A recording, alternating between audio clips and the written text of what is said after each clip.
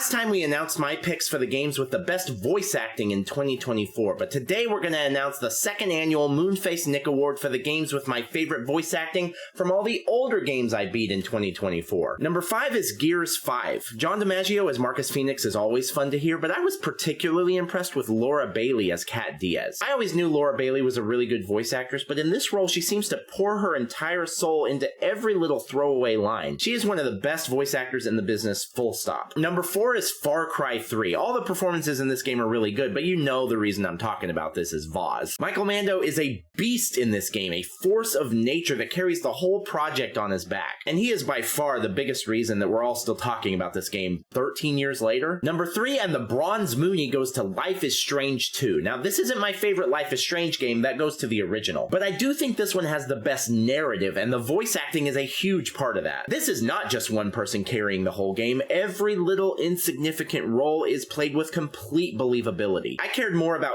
each of these characters than I do in almost any game I ever play. Number 2 and the Silver Mooney goes to Tacoma. These short narrative movie-length indie games don't usually do it for me because it feels more like I'm watching a movie than playing a game. But the story and the acting in this game is so good that it didn't even matter. If you haven't played this game, it is surprisingly intense, and you can feel the desperation in the voices of these people, which made some of the plot twists at the end all the more satisfying. And number 1 and the Golden Mooney this year goes to God of War Ragnarok.